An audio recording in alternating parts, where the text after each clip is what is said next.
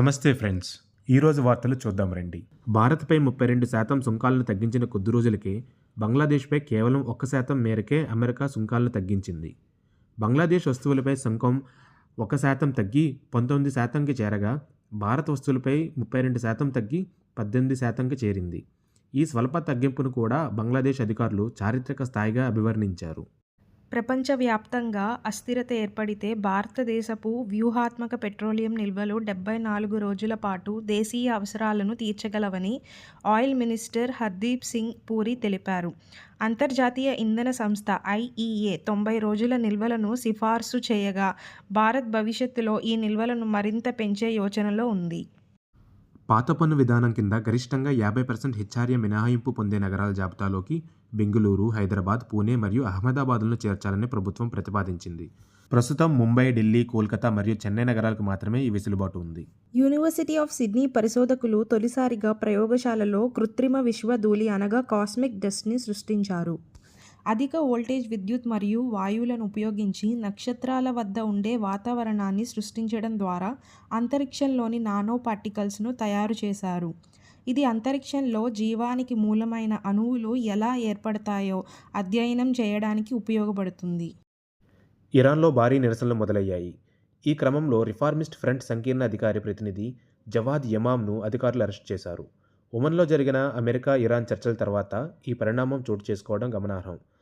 నిరసనకారులను విదేశీ ఏజెంట్లుగా అధికారులు ముద్రలు వేయగా, దేశం పట్ల ప్రజలు దృఢ నిశ్చయంతో ఉండాలని ఇరాన్ సుప్రీం లీడర్ ఖమేనీ కోరారు. భారత ఫ్యూచర్స్ మార్కెట్లో వెండి ధరలు భారీ ఒడిదుడుకులకు లోనవుతున్నాయి.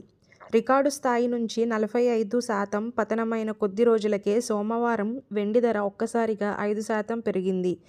MCX ప్రకారం వెండి కిలోకు 2,64,885కి చేరగా, బంగారం ధర కూడా 2% పెరిగి 10 గ్రాములకు 1,58,500కు చేరింది. AI కంపెనీ ఫ్రాక్టల్ అనలిటిక్స్ 2,833.9 కోట్ల IPO ఫిబ్రవరి 9న ప్రారంభమైంది.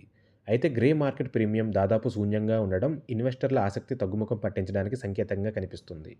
ఈ ఇష్యూలో 1,023.5 కోట్ల విలువైన కొత్త షేర్లు, 1,810.4 కోట్ల విలువైన ఆఫర్ ఫర్ సేలు ఉన్నాయి. బిడ్డింగ్ ప్రక్రియ ఫిబ్రవరి 11తో ముగియనుంది. అంతర్జాతీయ మార్కెట్లో కోకో ధరలు 2024 గరిష్టాల నుంచి దాదాపు 30% తగ్గినప్పటికీ చాక్లెట్లు మాత్రం ఇంకా ఖరీదుగానే ఉన్నాయి. ముడి పదార్థాల ధరలు పెరిగినప్పుడు కంపెనీలు రిటైల్ ధరలను 20-30% పెంచాయి.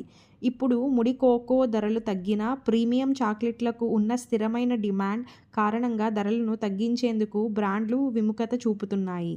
ఫిబ్రవరి 9న జరిగిన T20 వరల్డ్ కప్ మ్యాచ్లలో స్కాట్లాండ్, జింబాబ్వే మరియు దక్షిణాఫ్రికాలు ఘన విజయం సాధించాయి. ఇటలీని 134 పరుగులకే కట్టడి చేసి 73 పరుగుల తేడాతో స్కాట్లాండ్ విజయం నమోదు చేసింది.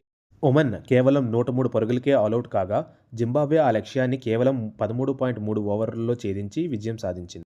భారీ లక్ష్యంతో బరిలోకి దిగిన కెనడా దక్షిణాఫ్రికా చేతిలో 57 పరుగుల తేడాతో ఓటమి పాలైంది. T20 వరల్డ్ కప్ 2026లో భాగంగా ఫిబ్రవరి 15న భారత్తో జరగాల్సిన మ్యాచ్ను బహిష్కరిస్తామన్న నిర్ణయంపై పాకిస్తాన్ వెనక్కి తగ్గింది. స్నేహపూర్వక దేశాల విజ్ఞప్తి మేరకు ఈ నిర్ణయం తీసుకున్నట్లుగా పాక్ ప్రభుత్వం తెలిపింది. నేటి ముఖ్యాంశాలు ఇంతటితో సమాప్తం. Please like, share and subscribe to our channel. Thank you.